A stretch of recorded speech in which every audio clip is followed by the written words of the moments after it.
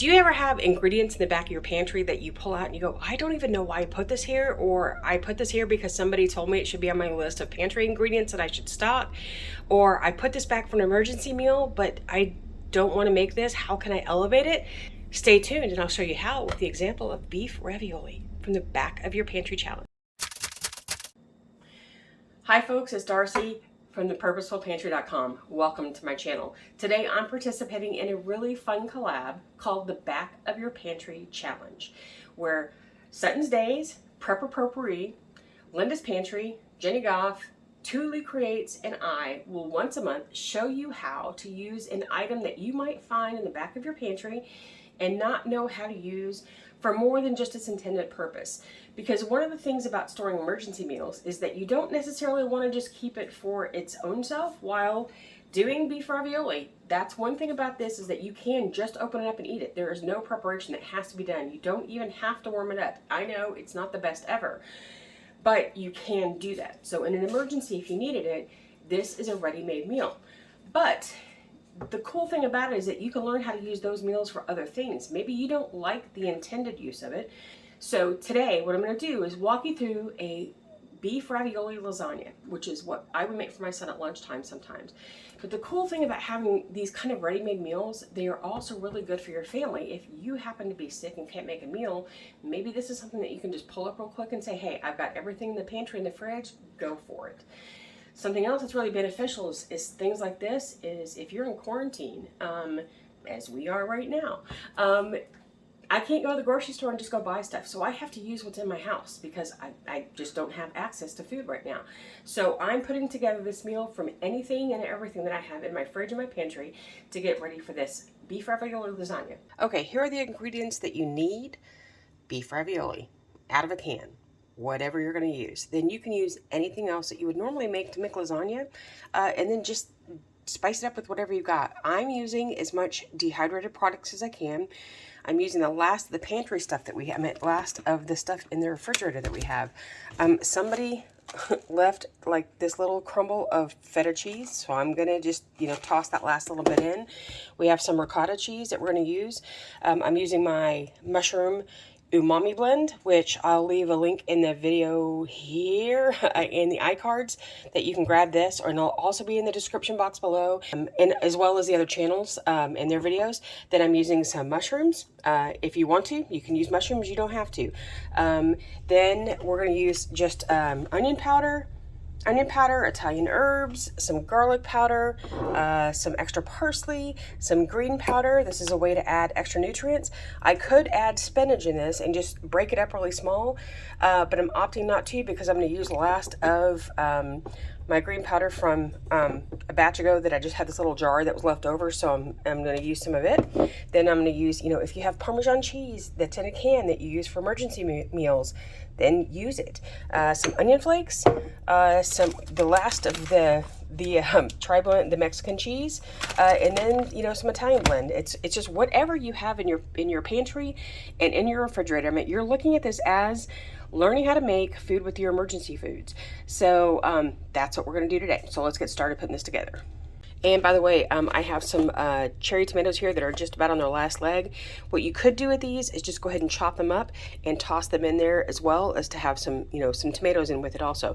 And even if you don't have beefaroni, I mean, it works on any of this. If you don't have beef ravioli, you can also use something like beefaroni and just make a lasagna bake out of it instead of kind of the layered thing. You just put all the ingredients in with a few cans of this, mix it up, and bake it with some cheese on top, and that's what you got. Okay, the ingredients, I'm using a small lasagna baking dish, a casserole dish, because I'm not making this for a family meal for all of us, but I'm making this for my son's lunch, and he can have half today and half tomorrow. So we're going to start by just simply opening a can, and there is no recipe for this. This is kind of one of those things that you just kind of throw together, okay? So I'm going to take this, and the bottom layer is going to be raviolis. And because it comes with sauce already, it's not like you have to have additional sauce. We're just going to layer the bottom of this with a can of ravioli, because that's about all it takes. So I just put it in the bottom here. And then all you have to do is just kind of go through and add some extra stuff, extra seasonings that you want to use. We're just going to go ahead and we're going to use some mushroom powder to make it taste like mushrooms, because this is only going to bake for about 15 minutes. I am not going to use whole mushrooms like this. What I'm going to do is I'm going to take them and I'm going to kind of crumble them and crunch them up inside. It will help them rehydrate a little better. They're not going to get a ton of time, but it will just add a little bit of bulk and extra flavor to this. But I'm not using any certain amount. I'm just using whatever I have. And because I have a clean counter, I'm just going to wipe this off and throw this in. All right, if I wanted to add tomatoes, I could just chop these up a lot and use them. I'm not going to because I'm not going to have a ton of room in this. And I'm going to go ahead and just dehydrate those this afternoon and get them used up. I'm going to add a little bit of ricotta cheese.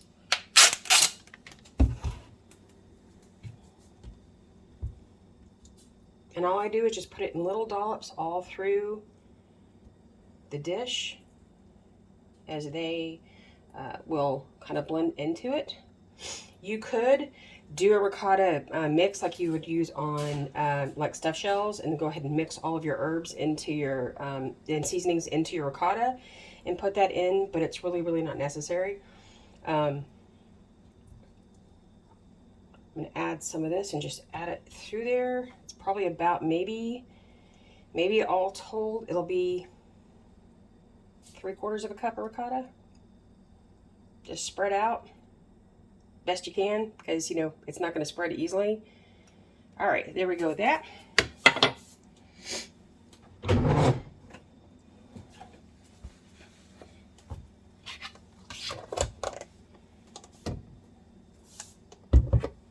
Then I'm just going to take the last of this feta. It was just a feta mix. I'm just going to throw it in there too.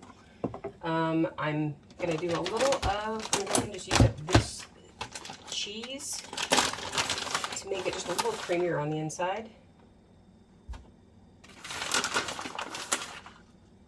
Maybe I'll put the rest of that on the top. Maybe use some Parmesan for a little flavor. Probably add more of that to the very top. Yeah, we'll add that to the top too. Then I'm going to add a little sprinkle of cheese on the bottom. Make more of this Italian blend. It's got Parmesan, mozzarella, and something else. I don't know what else is in it.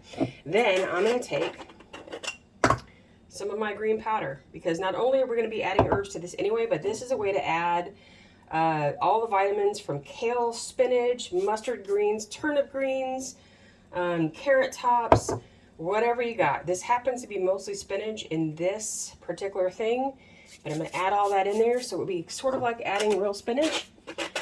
Then, because I know he likes it, we're going to add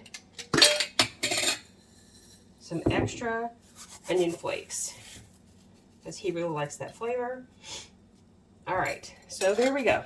And yes, I'm messy, so I'm going to have stuff all over the cabinet. And you know what? I just don't care, because this, that, and we're done. So then, we're going to put the top on. But as opposed to putting it just in like I did the first one, we're not going to just pour this in, because we don't need all the extra sauce. And trust me, the sauce is going to get eaten, because I have a feeling that some of these will be left over. And I'm just going to start spreading these across the top. And then if I need to add some extra sauce, I will.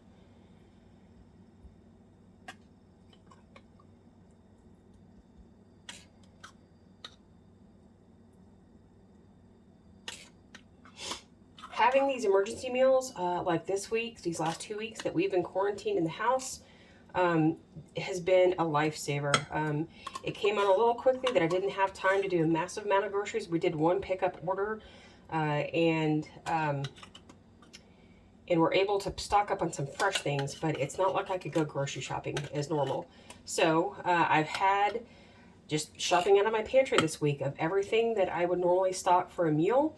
I'll leave you a link down below about how I stock my pantry based on meals and not necessarily just based on ingredients, because I'm looking at trying to make sure I have enough meals that I have stock that I can just pull from all the time. And so that's what I do. So I'm going to pour a little bit of this extra sauce in now. Yeah, we're going to end up using all the sauce because I want to make sure the stuff on the bottom gets time to... There we go. That one last one. All right, so for the top, because you don't want to put all the extra ingredients in there, it's kind of like a lasagna sandwich right now, we're going to put some cheese on top, because we do want that kind of cheesy texture for the top of it. And then you're going to put this in a 350-degree oven and allow it to warm all the way through and for the top to get kind of warm and bubbly. You're going to want to put this on a cookie sheet if you have filled whatever container you're using up pretty close, because sometimes as this bubbles it can overflow. So stick this in the oven for about 15 or 20 minutes and let it warm up, and we'll show you what happens next. And how about a little bonus? We're going to make a lasagna bake out of beefaroni, okay? This will work sort of the same way as doing the lasagna, where you're just basically pouring stuff into a pan of any kind, mixing up the ingredients, baking it off for a little while, and you've got a meal ready for a family in an emergency. Did you know you can heat this up using a fondue pot?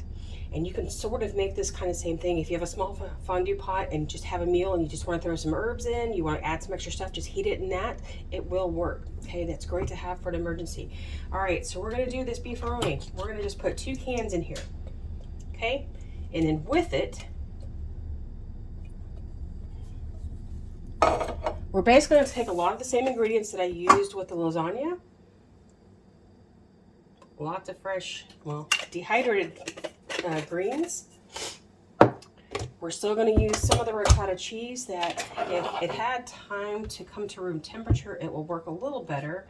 It will blend better. And you could always do the herbs, just like I said before, do the herbs with this ahead of time and get it like a, get it mixed up as a whole ingredient on its own. Then we're going to add some extra mushroom powder. Ooh, that was a lot, but that's okay, because you know mushrooms in your stuff. Then we're going to add some of the cheese.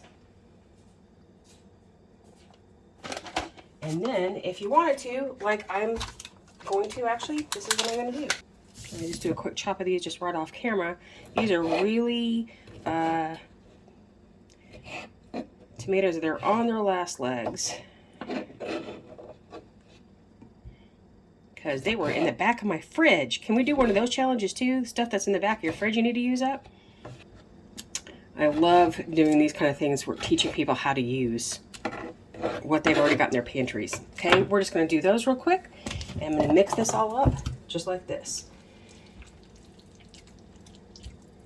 So it becomes this sort of creamy, cheesy, it's a bake. I don't know how, it's just like a little casserole that you can make, that it's quick to whip up. It's 5 minutes of prep. It's 15 minutes of bake time. And it's something different that your family may not be used to eating. We're also going to throw in some onion flakes, just to give this a little extra pep. If you wanted to add some extra, oh, I didn't even do this. Oh my gosh, I didn't do this in the last one. You know what? I'm really sorry. I didn't pull these down. You can do any kind of Italian herbs that you want. You can do garlic powder, onion powder, whatever you have, use it. Okay, we're just going to throw some garlic powder in there. You can add some extra pepper. I like having some extra pepper ground, but I don't have to grind immediately to use for recipes, but we're going to add a little bit of that. All right. Just pretend I put this in the lasagna part, because, you know, it's supposed to be in there too.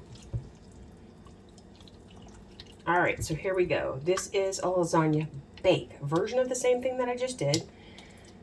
We're using beefaroni instead. We're going to mix all this up really well. Then what I'm going to do, oh, whoops, I'm making a mess, because you know what? Let's see how much of a mess Darcy can make on everything that she does. Then we're going to take some extra cheese on top, because it's just good. Then we'll add a little bit of, you know, we're not going to use the good Parmesan for this. We're going to use the canned stuff that you keep in your pantry just in case. We're going to add that. And then for a little color, sprinkle a little paprika on top.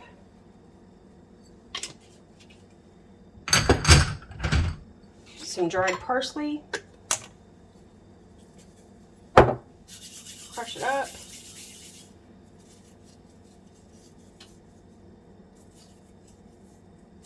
And bake. So just out of the oven, there is our beefaroni bake and our beef ravioli lasagna. So there you go. what it looks like. Back of the Pantry challenge. So tasting this, adding the dairy gives it the extra creaminess, and it makes it, elevates it into not just a meal out of a can, but a great emergency meal that can feed your whole family. So I hope this gives you some ideas about how you can use these items for something different. Make sure that you check the description box below, and I'll link to all of the channels participating in this challenge, and I'll see you again next time.